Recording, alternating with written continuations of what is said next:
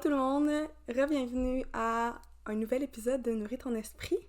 C'est le retour de la saison 3, donc comme je vous avais parlé, j'ai fait une petite pause entre la mi-saison, vu que c'était le temps de Noël. Je me suis dit, on va prendre ce relax, je vais prendre le temps vraiment de me reposer. Je travaillais pas, j'avais pas de cours à l'uni, puis je me suis dit en même temps, on va prendre une pause aussi du podcast. Mais là, je suis de retour avec un épisode assez spécial parce que je suis tout seule. J'ai fait un petit sondage sur Instagram. Si jamais vous me suivez pas encore, vous savez quoi faire. Donc, allez me suivre. Souvent, je fais des sondages pour savoir c'est quoi que vous aimez. J'aime vraiment ça, interagir avec vous. Et c'est ça que j'ai fait la semaine passée. Puis, vous m'avez dit que, je pense à la saison 2 ou 1, je sais plus trop, j'avais fait un épisode tout seul et que vous avez vraiment aimé. Donc, je me suis dit, pourquoi pas en refaire une. C'est certain que le but du podcast, c'est pas nécessairement que je sois toujours tout seul parce que j'aime parler avec d'autres mondes, j'aime vous expliquer leur histoire, avoir des nouvelles manières de penser, connaître la réalité de d'autres personnes, mais je me suis dit que ça peut être quand même intéressant que vous appreniez un petit peu plus à me connaître. Donc, ça va ressembler un peu à un épisode que j'avais fait la saison passée. C'est des questions que vous m'avez posées, mais aujourd'hui, je vais répondre seule. Bon, ça commence bien. C'est ça, j'ai une liste de questions, puis je les ai séparées en 3 thèmes. Donc, le premier, c'est des questions par rapport au podcast. Le deuxième, on a des questions plus professionnelles et au niveau plus personnel. Ça se peut aussi que vous voyez que ma voix est un petit peu enrhumée. Je commence, je crois, à avoir une petite grippe ou la fatigue, je sais pas trop.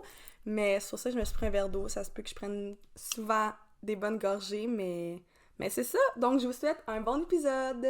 La première question par rapport au podcast, c'est « Parle-nous des épisodes qu'il va y avoir pour le reste de la saison 3 ». Donc, je suis vraiment contente parce que comme j'ai dit, j'ai fait un petit sondage par rapport à savoir qu'est-ce qui vous intéresse, puis j'ai réalisé que vous aimez vraiment beaucoup lorsqu'une personne vient nous parler de sa propre situation.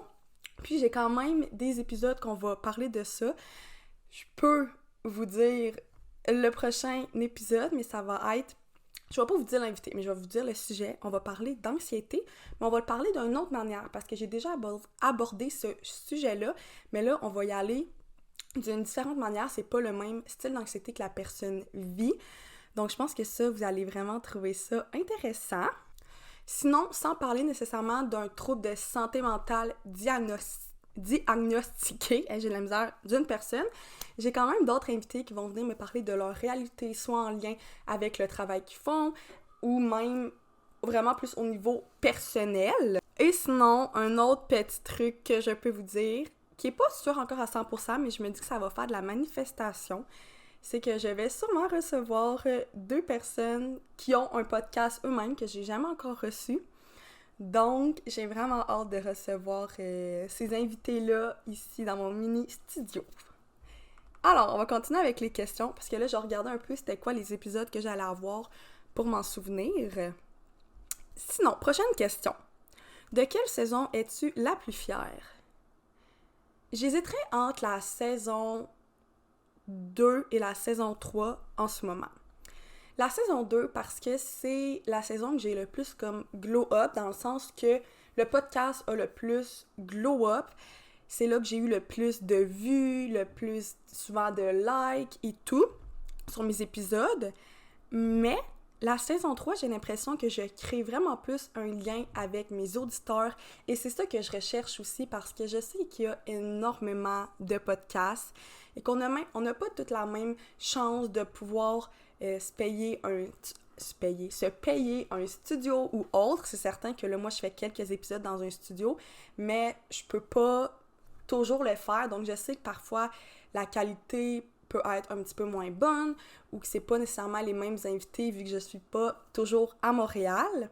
Mais j'ai l'impression que malgré tout, je suis vraiment en train de créer un peu une connexion avec vous. Puis j'ai plusieurs personnes qui m'écrivent à plusieurs reprises. Puis ça, je trouve ça vraiment intéressant. Donc, je dirais, c'est ça, ces 2 saisons-là. Puis aussi pour la saison 3, je trouve que c'est là que mes montages sont les meilleurs. C'est ça, en plus que j'en filme 3 au studio Girl Crush à Montréal. La qualité sur ça, elle est exceptionnelle. J'aime vraiment faire ce montage-là, même s'il me prend plus de temps vu qu'il y a comme 3 caméras, fait qu'on a 3 angles. Mais je dirais niveau qualité, c'est vraiment la saison 3. Puis aussi, je suis plus à l'aise. J'ai aussi ce commentaire-là que les personnes avaient l'impression que je suis plus à l'aise, je suis plus moi-même. Mais sinon, pour la saison 2, au niveau des statistiques, je pourrais dire, c'est la saison 2 pour les stats. Prochaine question. Est-ce qu'il va y avoir des concours comme la saison 2? Bonne question. Pour l'instant, il n'y aura pas de concours pour la simple et bonne raison que c'est quand même difficile pour beaucoup d'entreprises québécoises en ce moment. J'ai vu beaucoup d'entreprises fermer, des entreprises aussi que j'ai déjà collaboré avec eux, que ça va moins bien ou qui m'ont déjà donné beaucoup, donc qui ne peuvent plus nécessairement me donner encore, vous donner en fait pour la saison 3. Donc pour l'instant, non. Si jamais il y a des entreprises qui m'écoutent et qui aimeraient ça faire un concours pour, mettons, la fin de la saison 3, c'est sûr que ça pourrait être vraiment intéressant, puis j'aimerais vraiment ça, parce que moi, mon but, c'est toujours de vous remercier, de me suivre, d'écouter Nourris ton esprit, mais c'est ça, pour l'instant, non, mais on sait jamais qu'est-ce qui peut arriver. Qu'est-ce qui est le plus difficile avec le podcast? Ça, c'est vraiment une bonne question. By the way, mais je savais pas c'était quoi les questions parce que c'est quelqu'un proche de moi là, qui est allé sur mon Insta, qui est allé voir toutes les questions que vous m'avez posées, puis qui a fait un petit document. Donc, je trouvais ça intéressant de pas savoir nécessairement c'est quoi les questions que vous m'avez posées. Mais, c'est ça. Qu'est-ce qui est le plus difficile avec le podcast? C'est vraiment une bonne question. Je dirais, il y a plusieurs choses. Fait que je vais en nommer quelques-uns. Je dirais les imprévus. Quand on a une entreprise, là, j'ai pas une entreprise, mais c'est quand même un projet que j'ai fait, c'est moi qui s'occupe de ça, il va y avoir beaucoup d'imprévus. Et j'ai appris à handle, ça se dit-tu handle les imprévus? J'ai appris vraiment à gérer les imprévus. Moi, je suis une personne qui aime avoir le contrôle de tout ce que je fais dans ma vie. Donc, quand j'ai un invité qui m'écrit à la dernière minute pour me dire « Hey, je peux pas venir en fin de compte pour X raisons », ce que je comprends. Là, non, on voit pas mes... c'est parce que je suis nue bas. Puis là, j'ai réalisé, j'espère que vous voyez pas mes pieds. Je penserais pas. Parce que c'est un petit peu malaisant si vous voyez mes pieds. Je vais continuer. C'est ça, quand je parle tout seul, parfois, je peux faire des petits apartés. Mais oui, je disais, parfois, il y a des invités qui m'écrivent. Puis, moi, l'important, c'est vraiment que les personnes se sentent à l'aise. Si jamais ils m'ont dit « oui, je veux venir », puis ils se sentent plus à l'aise de parler au sujet, X raison, en ce moment dans leur vie, ça va pas trop bien, ils se sentent pas à l'aise, je respecte ça à 100%. C'est vraiment important. Je me verrais mal parler de santé mentale, de parler de respect, puis pas respecter mes invités. Mais c'est certain que moi, ça me fait toujours un petit choc, puis là, je dois me dire « OK, qu'est-ce que je fais? » Parce que je suis en avance, mais pas tant que ça. Parfois, j'ai comme 5 épisodes de filmés, mais parfois, comme en ce moment, j'ai juste 2 épisodes de filmés. Donc, si une personne me dit « je peux pas venir », je dois me retourner sur un dizaine. Mais ça me fait vraiment apprendre à vivre avec les imprévus, puis je pense que c'est tout à fait normal qu'il y ait des imprévus dans la vie. Donc, je vous dirais que ça, je trouve ça tough. L'autre chose, trouver des invités. Des fois, c'est vraiment, mais vraiment facile. Il y a des moments que je peux avoir 5 DM de personnes qui m'écrivent puis ils me disent « Hey, j'aimerais vraiment ça venir à ton podcast » ou 5 personnes que moi, je leur ai écrit puis qui me répondent en une journée « Oui, je veux venir ». Mais d'autres fois, c'est vraiment compliqué. Il y a des invités qui me disent « Oui, je vais participer » puis en fin de compte, ils me répondent plus, j'y relance, c'est comme up and down. Fait que souvent, je me dis « Je vais laisser ça aller. Si les personnes se sentent à l'aise de venir, veulent vraiment venir, ça va fonctionner. » Mais c'est sûr que parfois, quand tu t'attends à avoir un invité ou t'es super excité parce que tu sais que les personnes qui t'écoutent vont apprécier l'épisode, c'est plus difficile. Mais encore une fois, ça va un peu en lien, c'est des imprévus, puis c'est juste d'accepter que c'est ça. Qu'ils viennent pas. Puis la dernière chose, qu'est-ce qui est le plus difficile avec le podcast? Au début, j'aurais dit, ça se dit? Ouais, il n'y a pas de si. Ça se dit, je suis correcte. Au début, je pense que ça l'aurait été de faire le montage. Mais en ce moment, honnêtement, ça va vraiment bien. Je suis comme... Je l'ai l'affaire. Bon, c'est certain que je suis pas une monteuse professionnelle, mais je pense que je me suis quand même améliorée. Puis j'ai le technicien au studio Girl Crush qui m'aide vraiment beaucoup par rapport à ça. Donc ça, je trouve ça plaisant. Là, j'ai des petites questions des fois que j'écris, puis il me répond. Number one. Mais ça, c'est pas difficile, fait que ça marche pas, ça répond pas à ma question. L'autre chose que je dirais, c'est de pas prendre personnel les réponses. Encore une fois, que ça soit un invité, que ça soit le nombre de vues, que ça soit des compagnies qui collaborent ou pas avec moi, c'est de pas prendre personnel parce que je sais que chaque personne a une réalité différente.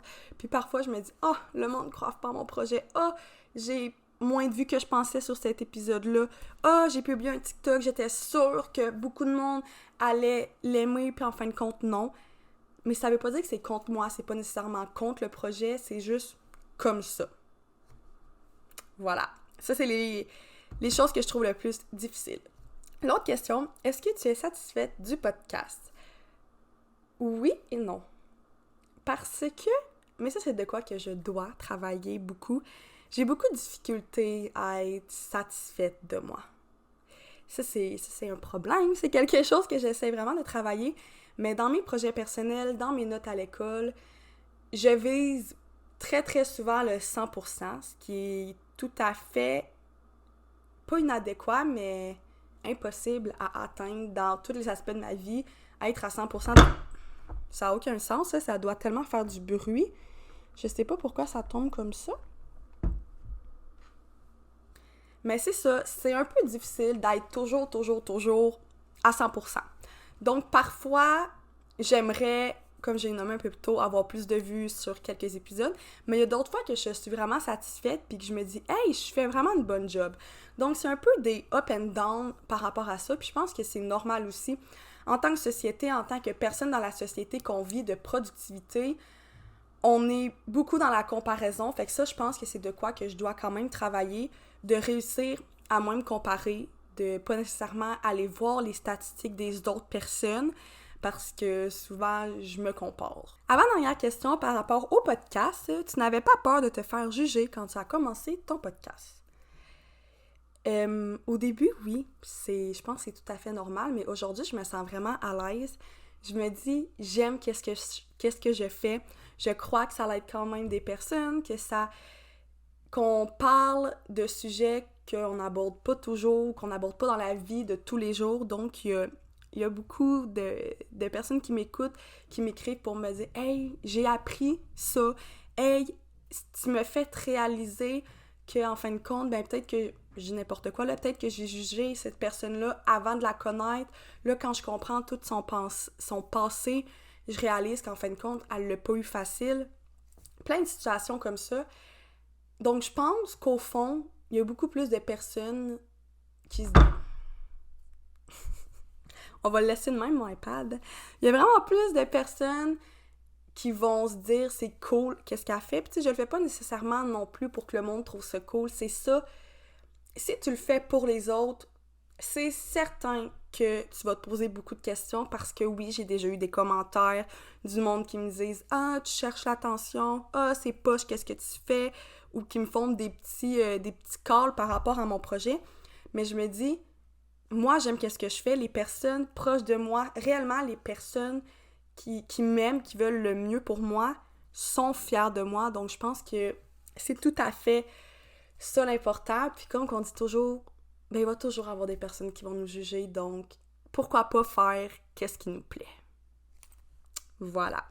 Et dernière question, vraiment par rapport au podcast, c'est vraiment, ça aussi une très bonne question. Vous avez fait de la bonne job, gang. Est-ce qu'il va y avoir une saison 4? J'imagine que oui.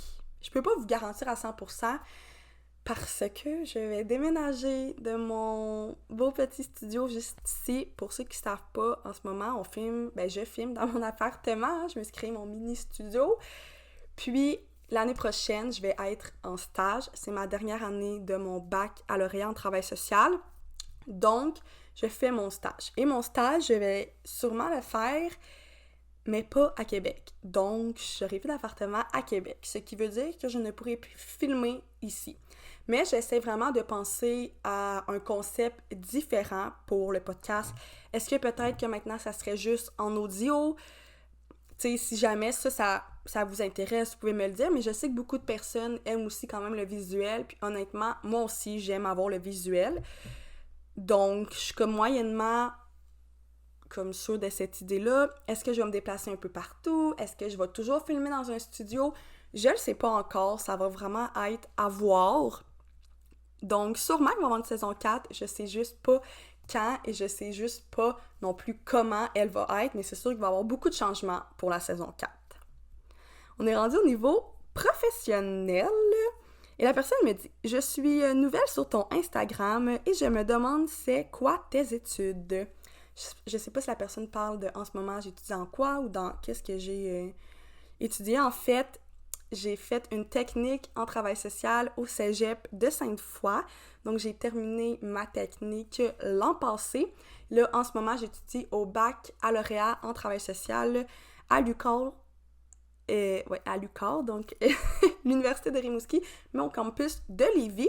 Puis, vu que j'ai fait une technique, je fais un deck bac, ce qui veut dire que je suis déjà à ma 2e année du bac. Et l'année prochaine, je fais une année complète. Oh mon Dieu, Pardon, mon verre de contact n'allait plus bien, mais je disais, c'est quoi je disais? Oui, c'est ça, que je suis à l'UQAR, campus de Lévis, mais que là, je l'ai déjà tout dit, mais je suis rendue en 2e année. L'année prochaine, je fais une année de stage. Voilà, pour mes études. Il te reste combien de temps pour tes études? Ça a vraiment un lien avec mes études, en fait. Ça aussi, c'est une très bonne question. Je suis une personne qui adore l'école, j'adore apprendre. Je vise faire une maîtrise, je sais pas exactement en quoi. J'ai vu une maîtrise par cumul en santé mentale, si ça pourrait m'intéresser. Sinon, peut-être aussi une maîtrise en travail social. Je sais que sexo, ça pourrait m'intéresser, mais pour l'instant, la maîtrise est juste à Montréal, donc c'est un petit peu loin de où je viens et de où j'habite en ce moment. Donc, à voir. Puis peut-être qu'après, je vais vouloir pousser encore plus mes études. J'aimerais peut-être être psychothérapeute, ce qui veut dire que je vais avoir d'autres cours à faire, mais ça va être vraiment plus un projet à long terme. Là. Un peu qu'est-ce que je m'imagine, c'est être, quand je finis mon bac, être travailleuse sociale, donc faire partie de l'ordre des travailleurs sociaux, et ensuite faire ma maîtrise en même temps que je vais travailler à temps partiel, et ensuite continuer à travailler et petit à petit faire des études à temps partiel pour être psychothérapeute parce que c'est quand même beaucoup de cours que je dois faire, beaucoup d'heures de stage que je dois faire. Donc ça, c'est un petit peu plus un projet à long terme parce que veux pas, je dois quand même commencer un jour à me faire de l'argent. Donc, c'est ça. Dernière question au niveau professionnel. Où veux-tu travailler plus tard en tant que TTS? En ce moment, là, je suis technicienne en travail social, mais comme j'ai dit, je vais être travailleuse sociale. Donc, je ne sais pas encore exactement où je vais vouloir travailler, avec quelle clientèle que je vais vouloir travailler. Je pense que mon stage de l'année prochaine va beaucoup m'aider à savoir vers où que je m'oriente parce que le travail social, c'est vraiment un domaine large.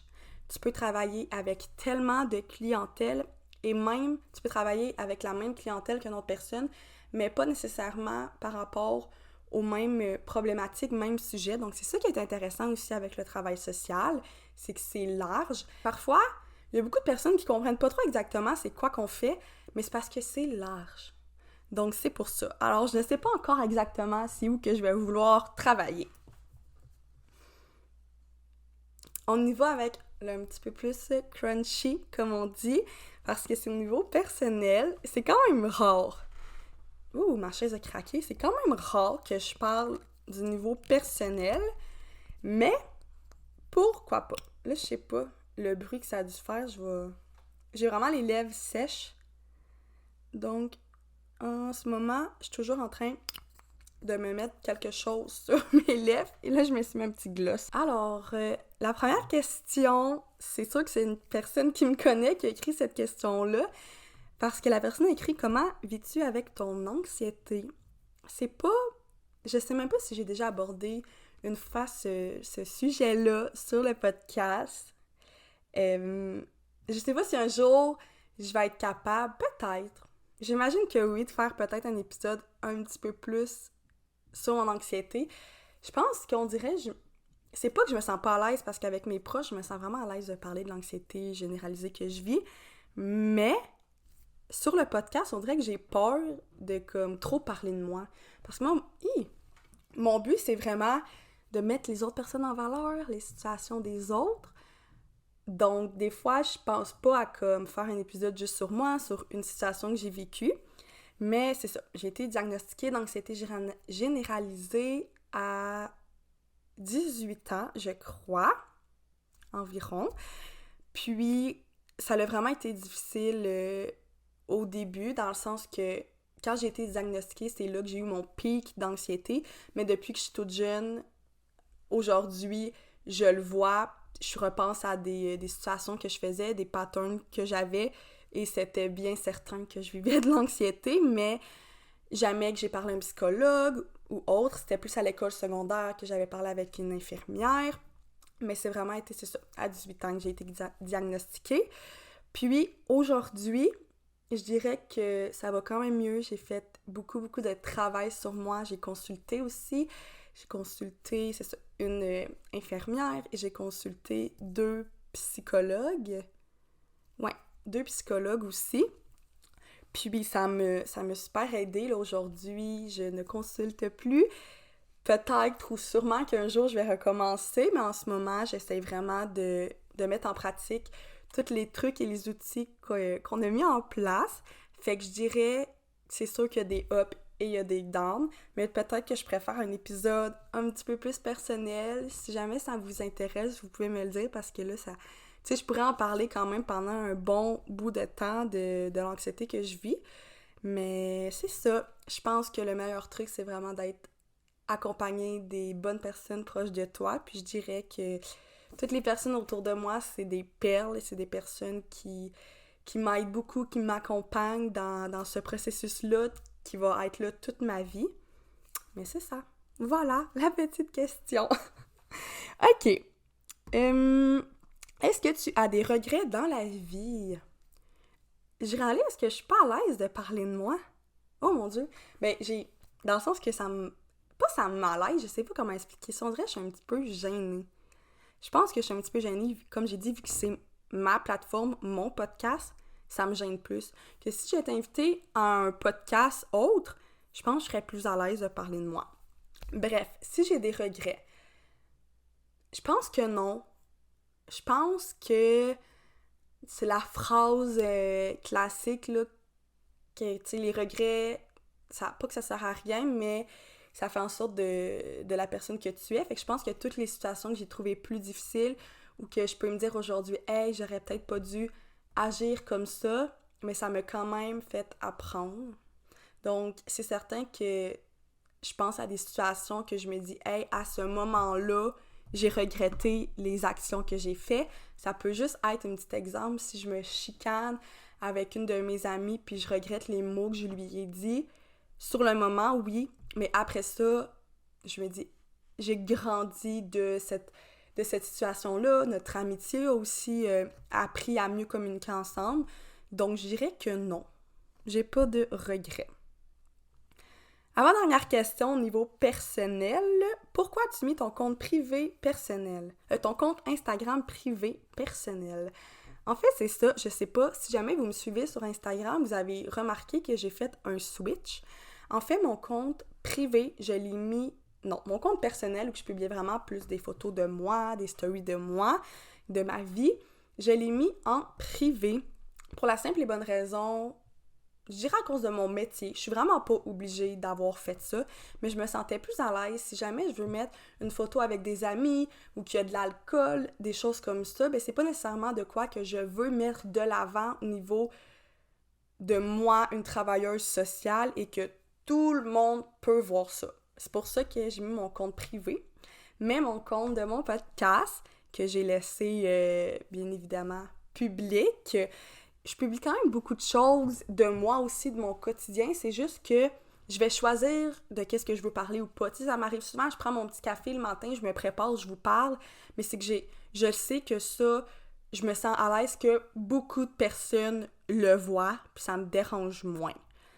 Donc, je crois que c'est pour ça, puis je me disais un jour, si quand je vais avoir ma famille et tout, si je suis encore sur les réseaux sociaux, ben je préférerais peut-être que publier mes enfants. Là, je sais que je pense vraiment loin, mais, tu sais, publier mes enfants, tout ça, mais je me sens plus à l'aise si c'est vraiment un compte privé qui a vraiment plus mes amis proches, mon entourage proche, que des personnes que je connais pas nécessairement.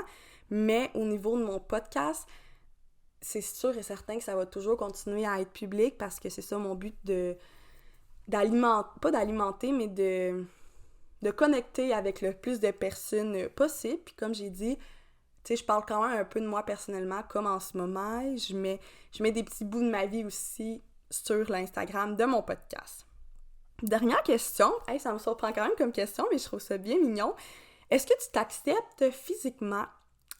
J'aime ça des questions comme ça. Je dirais qu'aujourd'hui, oui. C'est certain que je peux pas dire à 100%, puis je pense que c'est correct de pas rechercher le 100% dans tout. Parce que comme j'ai dit avant, c'est impossible d'être dans 100% dans tout. Donc, c'est certain qu'il y a des choses de mon corps que j'aime moins, mais c'est beaucoup mieux qu'avant. Puis je pense que c'est normal qu'il y ait des périodes qu'on se sent moins belle, qu'on se compare beaucoup. Moi, c'était vraiment au secondaire, là, je dirais secondaire peut-être 2 à secondaire 5. Je me comparais beaucoup sur les réseaux sociaux, aux autres personnes de mon entourage, à des amis. Puis je me voyais vraiment beaucoup plus négativement. Puis ça m'est arrivé aussi de parfois détester mon corps. J'ai vraiment fait un gros cheminement avec ça. Je crois aussi que la maturité m'a aidée. Le fait aussi d'étudier en travail social, veux pas, quand j'ai fait ma technique, il y a des sujets qu'on parlait puis que je comprenais. C'est normal qu'à l'adolescence, notre corps change. C'est les hormones, c'est toute l'évolution. Donc, il a fallu que j'apprenne à m'accepter comme je suis aujourd'hui. Puis j'essaie vraiment plus de travailler sur moi, mais au niveau plus intérieur, mes qualités, qu'est-ce que je veux mettre à l'avant. C'est peut-être non un peu à dire, mais juste mon podcast, j'aime travailler sur ça, puis ça me fait concentrer sur autre chose que sur mon corps. Avant, c'était sur ça que je travaillais. Tu sais, j'avais l'école quand j'étais au secondaire, puis je m'étais blessée, donc je pouvais plus faire de sport. Donc, à part l'école, qu'est-ce que je me concentrais toujours? C'était mon corps. Et être sur les réseaux sociaux pour regarder des influenceurs, des créateurs de contenu que je trouvais tellement magnifiques.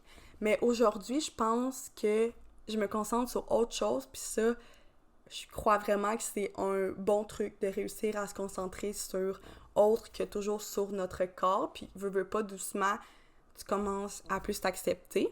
C'est ça qui conclut cet épisode, le 8e épisode de la saison 3. Je vous remercie vraiment de m'avoir posé des questions. J'espère que vous avez aimé cet épisode un petit peu plus différent qu'à l'habitude. On se retrouve la semaine prochaine avec un invité incroyable. J'ai tellement hâte que vous écoutez cet épisode-là, honnêtement. Et c'est ça. Je vous dis pas encore c'est qui, mais si vous me suivez sur Instagram, vous allez le savoir un petit peu plus à l'avance parce que je mets un extrait à l'avance de l'invité qui va avoir. Donc voilà. Je perds ma voix de plus en plus que je parle, mais je vous souhaite une bonne fin de journée. Un gros merci encore d'écouter le podcast. Vos vues, vos likes, vos commentaires, vos partages m'encouragent vraiment beaucoup. C'est comme une paye pour moi de quand vous faites ça. Bref, je vous souhaite, je pense que je l'ai déjà dit, j'ai déjà dit que je vous souhaite une bonne journée. Donc, on se retrouve mardi prochain. Bye!